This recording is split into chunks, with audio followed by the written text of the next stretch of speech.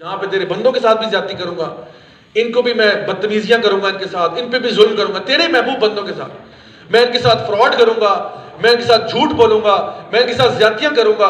تو پھر اللہ تعالیٰ جو ہے وہ تو جسٹس کرنے والا ہے، عدل کرنے والا ہے، انصاف کرنے والا ہے. تو اللہ تعالیٰ نہیں کسی کو جہنم میں پھینکنا چاہتا جب تک انسان خود تل نہ جائے اس بات پہ کہ واقعی میں اپنے آپ کو ثابت کر دوں کہ اللہ میں انتہا درجے کا ایک خبیث آدمی ہوں. تو یہ اصل میں چیز ہے. تو اصل میں اللہ تعالیٰ کی عبادت کی ایک وجہ کیا ہے کہ اللہ تعالیٰ اگر اللہ تعالیٰ نے ہمیں کچھ بھی نہ دیا ہوتا نا، اللہ تعالیٰ نے ہم پہ ایک فیور نہ کیا ہوتا، کچھ بھی نہ دیا ہوتا، پھر بھی اللہ تعالیٰ کی عبادت بنتی ہے، کیونکہ اللہ تعالیٰ میں ہر وہ خوبی ہے جس خوبی سے محبت کی جا سکتی ہے، وہ ساری خوبیاں اللہ میں ہیں، اور اس لیول پہ جہاں پہ ہم سوچ بھی نہیں سکتے. رونالڈو تو بیچارہ اس لیول پہ بیٹھا ہوا ہے نا جہاں پہ صرف فٹ بال کک کرنے پہ لوگ اس کے فین بنے ہوئے ہیں. اللہ تعالیٰ کے اندر تو ہر خوبی ہے جس سے محبت کی جا سکتی ہے، اور وہ انتہا کے درجے پہ. تو صرف اسی وجہ سے اللہ تعالیٰ کی عبادت کرنا بنتا ہے.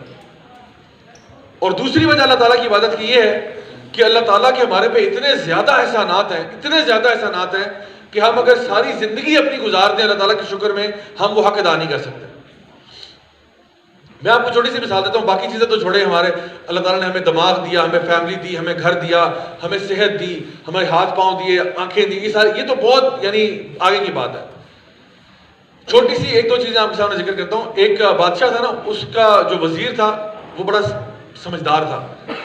تو اس نے بادشاہ سلامت سے کہا کہ بادشاہ سلامت، اگر آپ کا جو کھانا کھانے کی صلاحیت ہے کہ آپ اپنے منہ سے کھا سکتے ہیں، یہ صلاحیت اگر چلی جائے کہ آپ منہ سے نہیں کھا سکتے، آپ کو آپ کے نوسٹرلز کے تھرو کھلایا جائے گا، پائپس لگا کے اس کے تھرو کھانا کھلایا جائے گا. یعنی ایک جو چیز جو ہر بچے کے پاس اویلیبل ہے کہ وہ منہ سے کھانا کھا سکتا ہے، ٹیسٹ کر سکتا ہے. کئی پیشنٹس ہوتے ہیں ان کو اسی طرح جو ہے نا وہ منہ کے ذریعے نہیں کھا سکتے، بیکاز سرٹن السرز ڈیولپ ہو گئے، وہ پرابلم آ گیا، وہ پھر ان کے ناک کے ذریعے وہ صرف لکوڈ ڈائٹ پہ رہتے ہیں، اور اسی کے ذریعے بس ان کو جو بھی نرشمنٹ ہے وہ مل رہی ہوتی ہے، بس ٹیسٹ آپ کچھ نہیں کر سکتے. تو اس نے کہا کہ اگر یہ صلاحیت آپ کی چلی جائے منہ سے کھانا کھانے کی، تو آپ کتنے پیسے دیں گے کہ یہ صلاحیت واپس آ جائے؟ تو بادشاہ سلامت سوچ میں پڑ گیا، کہتا ہے کہ میں اپنی آدھی سلطنت دے دوں گا، آدھی سلطنت دے دوں گا کہ میں دوبارہ سے کھانا منہ سے کھا سکوں، کوئی سموسا پکوڑا کوئی چیز منہ سے میں کھا کے اس کا ذائقہ ٹیسٹ کروں اور پھر میرے پیٹ میں چلی جائے، میں اپنی آدھی سلطنت دے دوں گا. یہ وہ چیز ہے جو ہم سب کے پاس فری میں. پھر اس وزیر نے پوچھا، اس نے کہا بادشاہ سلامت، اگر آپ کی قضاء حاجت کی جو صلاحیت ہے یہ چلی جائے کہ آپ کھانا تو کھا لیتے ہیں لیکن آپ واش روم نارمل طریقے سے جا ہی نہیں سکتے، آپ کو جب بھی پیٹ خالی کرنے کے لیے نا آپ کا پیٹ کا آپریشن کرنا پڑے ہر دفعہ. جس طرح آج کل لوگ ڈائلسس پہ ہوتے ہیں نا، تو وہ نارمل طریقے سے واش روم جا ہی نہیں سکتے، ان کے پیٹ کے ساتھ وہ پائپیں اور ٹیوبیں لگا دیتے ہیں سارا کچھ.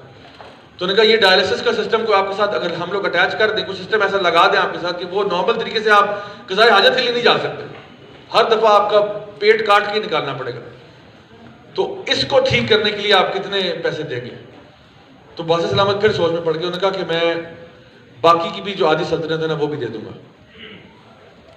تو اس وزیر نے کہا کہ یعنی کہ آپ کی پوری سلطنت جو ہے نا وہ صرف اللہ تعالیٰ کے دو ایسے فیورز جن کے بارے میں ہم نے کبھی سوچا بھی نہیں کہ یہ بھی اللہ کی طرف سے فیور ہے، اس کے اوپر نکل جائیں گے.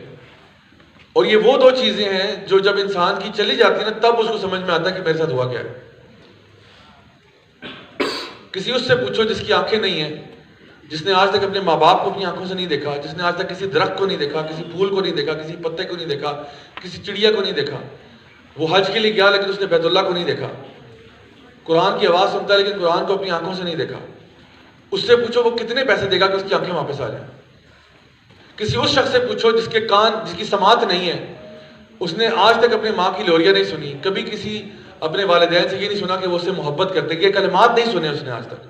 دیکھا ضرور ہے اپنی ماں کو، اپنے باپ کو دیکھا بھی ہے لیکن کچھ نہیں سن سکتا ان کی بات. وہ کعبہ بھی گیا لیکن اس نے اذان کی آواز تک نہیں سنی، قرآن مجید کی تلاوت آج تک نہیں سن سکا، اس کو پتہ ہی نہیں ہے اس کا مزہ کیا ہوتا ہے، اس کو پتہ ہی نہیں ہے اس چیز کے بارے میں.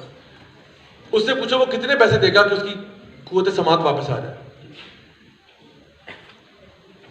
اور آپ سوچیں کہ ہمارے ایک جاننے والے تھے، 2002 یا 2001 کا واقعہ، امریکہ میں نا ان کا ٹریفک ایکسیڈنٹ ہوا، حادثہ ہوا، اور اس میں کیا ہوا کہ ان کی جو آنکھوں کی یہ جو اوپر آئی لڈ ہوتی ہے نا، آئی لڈ، یہ جو ایک چمڑی ہوتی ہے آنکھ کے اوپر آپ کے، یہ چمڑی کا پیس کٹ گیا ان کا لیفٹ آئی سے نا, آنکھ کو کچھ نہیں ہوا, صرف یہ پیس جو ہے نا آنکھ کے اوپر جو آتا ہے یہ پیس اتر گیا ان کا, پورا پیس ہی اتر گیا. ٹھیک ہے, اب اس سے کیا ہوا, ان کی جو آنکھ ہے نا یہ ایکسپوز ہے, ہر وقت یہ آنکھ کھلی ہوئی ہے.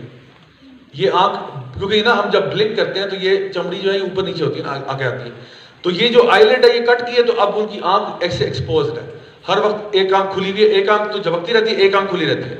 اس سے پرابلم یہ ہو کہ اگر آپ آنکھیں جھپکیں گے نہیں نا تو یہ جو آئی لڈ ہے نا یہ بیسکلی آپ کے اوپر ایک وائپر کا رول پلے کرتی ہے. یعنی آپ کی آنکھ کے اوپر کوئی تھوڑے بہت ڈسٹ پارٹیکل جب آتے ہیں تو ان کو صاف کر کے آنکھ کلیئر کر دیتی ہے, پھر کچھ دیر کے بعد صاف کر دیتی ہے. تو یہ ہلکا پھلکا بھی اس پہ ڈسٹ آتی ہے نا, اس کو صاف کرتی رہے, سارا دن صاف کرتی رہتی ہے تاکہ آنکھ کا ویژن بالکل کلیئر رہے. تو جب وہ آنکھ جھپکنا ہی بند ہو گئی ہے تو کیا ہوا کہ وہ آنکھوں میں اریٹیشن بھی ہو رہی ہے, آنکھ بڑی سینسٹیو ہوتی ہے, آنکھ پہ اریٹیشن بھی ہو رہی ہے, اور دوسرا یہ کہ وہ آنکھ پہ دھندلا دھندلا بھی نظر آ رہا ہے. تو انہوں نے کیا کیا کہ اپنے پاس ایک نا یہ سلک کا بالکل بہت فائنسٹ سلک کا نا ایک رومال سے رکھ لیا, اور پانی آنکھوں میں کبھی اسپرے کرتے تھے اور وہ ایسے اس کو نا ایسے کر دیتے تھے. اچھا, اب آپ دیکھیں کہ یہ جب مستقل آپ کرتے جائیں گے نا تو یہ ایریا آپ کا ڈیمیج ہو جائے گا نیچے سے, کیونکہ کبھی کسی کو زکام ہوا اور اس نے ٹیشو پیپر زیادہ یوز کیا تو حالانکہ ٹیشو پیپر بڑا سافٹ ہوتا ہے لیکن ناک کٹنا شروع ہو جاتا ہے, کیونکہ مستقل آپ یوز کیے جا رہے ہیں نا, کیے جا رہے ہیں, تو اس کے ساتھ فرکشن کریٹ ہو رہی ہے, فرکشن, تو کیا ہوتا ہے ناک کٹنا شروع ہو جاتا ہے اور پھر وہ زیادہ تکلیف ہوتی ہے اس پہ. تو یہ ایریا جو اسکن کا ہے یہ تو بہت حساس ہوتا ہے, تو اس پہ پانی بھی مار رہے ہیں, بار بار اس کو لگا رہے ہیں, بار بار لگا رہے ہیں, تو کیا ہوا یہ سارا ایریا کو کٹنا شروع ہو گیا.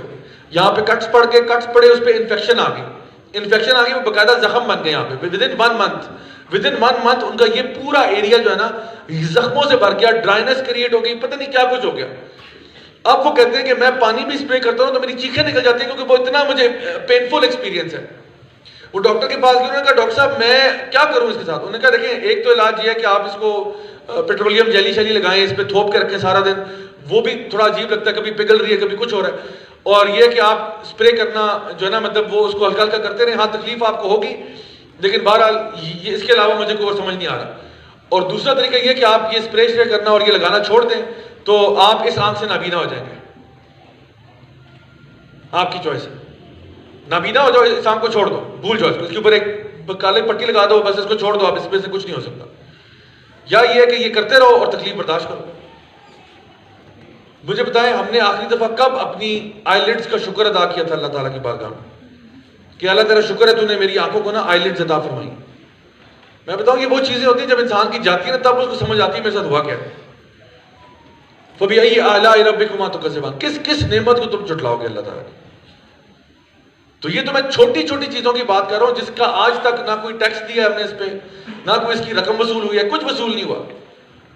تو ہم تو اللہ تعالیٰ کی نعمتوں میں ڈوبے ہوئے ہیں اس وقت بھی. اگر آپ سوچیں ہم اللہ تعالیٰ کی نعمتوں میں ڈوبے ہوئے ہیں, سر سے پاؤں تک اللہ تعالیٰ کی نعمتوں میں, اور اللہ تعالیٰ ہمیں عطا کیے جا رہا ہے. تو اللہ تعالیٰ کی عبادت کے پھر دو ہی طریقے, دو ہی وجوہات ہیں. ایک تو یہ کہ اللہ تعالیٰ ہے ہی اتنا عظیم ہے, اور دوسری وجہ یہ کہ اللہ تعالیٰ نے اتنی نعمتیں ہماری زندگی میں کہ ہم ان کا پوری عمر گزار دیں, بار بار جئیں اور بار بار مرے, ہم اللہ تعالیٰ کا حق ادا نہیں کر سکتے کہ اس نے ہمیں کتنے فیورز کیے.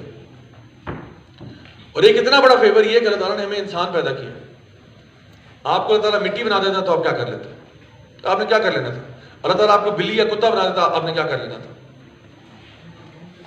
کچھ اختیار نہیں تھا ہمارے پاس, اللہ نے ہمیں انسان بنا کے بھیجا. کتنی بڑی شکر کی بات. سو میں آپ کو بتاؤں کہ جتنا زیادہ آپ ان ڈیپ فلسافیکل کوسچنز کے بارے میں سوچتے ہیں نا, آپ کو اور آپ کی آنکھیں کھلتی ہیں کہ واقعی میں یار میں کیا کر رہا ہوں, میری زندگی کہاں جا رہی ہے, اللہ تعالیٰ مجھے کس طرف بلا رہا ہے, میں کن چکروں میں پڑا ہوں, اسی ٹرین پہ بیٹھا ہوا ہوں, چاکلیٹ آئس کریم کھا رہا ہوں اور پریٹینڈ کر رہا ہوں کچھ نہیں ہو رہا.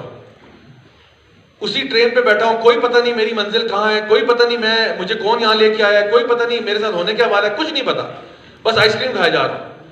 یا تو یہ لائف اپنا رہا ہو, یا پھر رک کے پوچھو تو صحیح میں یہاں آیا کیسے, مجھے کون یہاں پر چھوڑ کے آیا, یہ ٹرین کہاں جا رہی ہے, اس کی منزل کیا ہے, تو مجھے اب کیا کرنا چاہیے. تو یہ جو سوال ہے نا, یہ وہ سوال ہوتے ہیں جو میں سمجھتا ہوں ہر انسان کو پوچھنے چاہیے اپنے آپ سے, ہر انسان کو. اور جب آپ ان سوالوں کے جواب کی تلاش میں نکلتے ہیں, اللہ تعالیٰ کا وعدہ یہ ہے کہ جو اللہ کی طرف ایک قدم لے کے آتا ہے اللہ اس کی طرف 10 لے کے آتا ہے.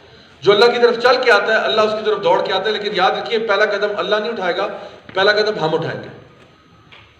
اور یہ بھی نہیں ہے کہ اللہ تعالیٰ کسی کو ہدایت دے دے اور کسی کو گمراہ کر دے, ایسا بھی نہیں ہے. یعنی مجھے اکثر لوگوں نے کہا کہ جب بھائی دیکھیں نا آپ کو تو اللہ تعالیٰ نے ہدایت دے دی, ہمارا کیا قصور تھا. بھائی ایسے نہیں ہوتا کہ اللہ تعالیٰ نے لوگوں کو چنا ہے کہ بھئی ہدایت دے دو گمراہی دے دو, ہدایت دے دو گمراہی دے دو. ہدایت یہ کوئی یعنی رینڈم سلیکشن نہیں ہو رہی ہے. ہدایت اسی کو ملتی ہے جو ہدایت کو طلب کرتا ہے. جو ہدایت یعنی آپ کی جو وش لسٹ ہے اس میں کیا ہدایت ہے؟ آپ نے جو لسٹ ہے مجھے گاڑی بنگلہ چاہیے, مجھے اچھی جاب چاہیے, اچھی نوکری چاہیے, ٹھیک ہے مانگو, ضرور مانگو, میں نہیں کہتا کہ آپ نہ مانگیں. نبی کریم صلی اللہ علیہ وسلم نے فرمایا کہ اگر تمہارا جوتے کا تسمہ بھی ٹوٹ جائے نا وہ بھی اللہ سے مانگو, تو مانگو جو مانگنا ہے سے. لیکن ہدایت کیوں نہیں ہے اس لسٹ میں؟ یا اللہ مجھے ہدایت چاہیے اور دل سے چاہیے, یہ نہیں کہ بس روکی سوکی سی ٹھیک ہے یا اللہ ہدایت دے دے, نہ بھی دے چلو کوئی مسئلہ نہیں. یعنی آپ باقاعدہ دعا کریں یا اللہ مجھے ہدایت دے, مجھے ہدایت پر قائم رکھ, میں چاہتا ہوں کہ تو مجھے ہدایت دے دے, میں تڑپ رہا ہوں ہدایت کے لیے. کیونکہ اس دنیا میں سب سے مہنگی چیز اگر کوئی ہے تو وہ ہدایت ہی ہے. ایک طرف آپ کے پاس $1 ٹریلین ہو نا اور ہدایت نہ ہو تو دنیا میں تو آپ 4 دن عیاشی کر لیں گے, اگلا جہاں آپ کا بالکل ختم ہے. اور اگر آپ کے پاس دنیا میں اتنے پیسے نہیں ہے, ایوریج سی لائف ہے, لیکن ہدایت ہے, تو یہ 4 دن کی زندگی آپ کی بس نارمل سے گزر جائے گی, لیکن اگلا جہاں آپ کا بہت اچھا ہوگا جو ہمیشہ کی زندگی. سو یہ اصل میں نا جو ویک اپ کال ہے نا انسان کی زندگی میں جو آتی ہے, جس کو ہم ایپیفنی مومنٹس کہہ سکتے ہیں. یہ مومنٹس انسان کے تب آتے ہیں جب انسان بیٹھ کے تھوڑا سوچتا ہے کہ بھائی میں آخر کس سمت میں جا رہا ہوں, میری ڈائریکشن کیا ہے. اچھا اب اس ڈائریکشن میں آپ آ گئے, اب آپ نے یہاں پہ آ گئے, اب آپ اپنی لائف کے بارے میں پلان کر رہے ہیں. تو دیکھیے اگر آپ اپنی لائف میں کچھ چیزیں ایسی ہیں جن کو آپ نے بیلنس کر کے چلنا ہے, ادروائز آپ کی لائف اب نارمل ہو جائے گی. مثال کے طور پہ آپ کی جسم کا آپ پہ ایک حق ہے, آپ کے کچھ حقوق ایسے ہیں جو اللہ تعالیٰ کے اور آپ کے بیچ میں, ٹھیک ہے, کچھ آپ کے اور بندوں کے بیچ میں. تو ہر چیز کو بیلنس کے ساتھ لے کے چلیں گے تو پھر یہ ایک اچھی زندگی ہو سکتی ہے. اگر بیلنس نہیں کریں گے تو پھر لائف اب نارمل ہوگی. میں آپ کو ایک مثال دیتا ہوں. اگر یہاں سے ایک بندہ داخل ہوتا ہے اور اس کا ایک ہاتھ جو ہے وہ زمین کو ٹچ کر رہا ہے, اتنا لمبا بازو ہے زمین کے ساتھ لگا ہوا ہے, زمین کے ساتھ سے گھسیٹتا ہوا آ رہا ہے, اور ایک بازو بالکل چھوٹا سا یہاں تک ہے, بس ادھر تک ہے, تو آپ اس بندے کو اب نارمل ہی کہیں گے نا کہ یہ اب نارمل ہے, اس کی اب نارمل گروتھ ہوئی ہے. ایک بندہ یہاں سے داخل ہوتا ہے, اس کا سر اتنا بڑا جتنا یہ اسپیکر ہے, ٹھیک ہے, اور جسم اس کا اتنا جتنا بس اتنا سا ہے, اس کو بھی آپ اب نارمل کہیں گے. اچھا تو بالکل اسی طرح سے ہمارے میں اکثریت لوگوں کی اب نارمل زندگی گزار رہی ہے. اب نارمل زندگی پتہ کیوں ہے؟ کیونکہ ان کی ورک لائف میں جو ان کی جو کام کی زندگی ہے اس میں انہوں نے بہت گروتھ کی ہے, کام کے معاملے میں وہ بہت گرو کر گئے ہیں, لیکن ان کا جو اللہ سے ریلیشن شپ ہے اس کے معاملے میں یا 0 پہ بیٹھے ہیں یا 1 پہ بیٹھے ہیں یا 2 پہ بیٹھے ہیں آؤٹ آف 100. کام میں بڑے چیتے ہیں, کام کے ماسٹر ہیں, لیکن اللہ کے ساتھ کوئی تعلق واسطہ نہیں ہے.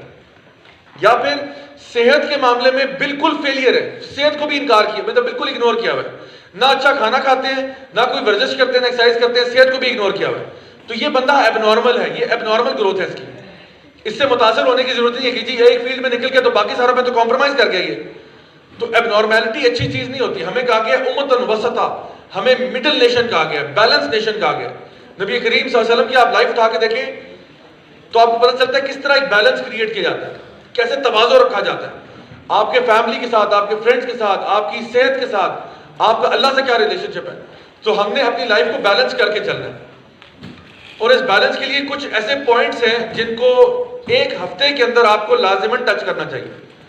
یعنی کچھ چیزیں ایسی, میں یہ نہیں کہہ رہا کہ اگر آپ نے ہر چیز کو ایکول ٹائم دینا ہے, کہ مثال کے طور پہ آپ نے اگر کالج آئے, یونیورسٹی آئے, آپ نے یہاں 8 گھنٹے گزارے, تو اب آپ جم میں بھی 8 گھنٹے گزاریں, مسجد میں بھی 8 گھنٹے گزاریں, امی ابو کے ساتھ بھی 8 گھنٹے گزاریں. یہ اس طرح ہو, اتنے گھنٹے ہی نہیں ہیں دن کے اندر.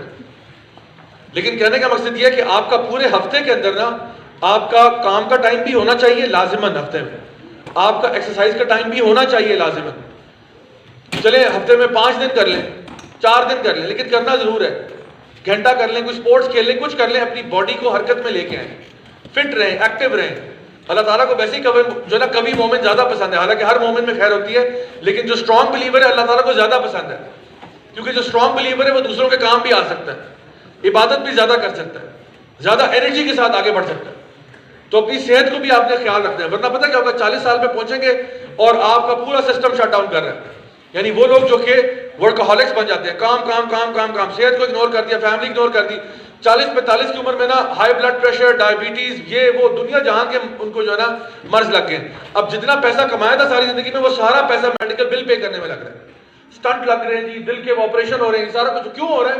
کیونکہ پہلے آپ نے اپنی لائف ایب نارمل طریقے سے گزاری ہے، آپ نے اپنی صحت کو ٹوٹل اگنور کیا.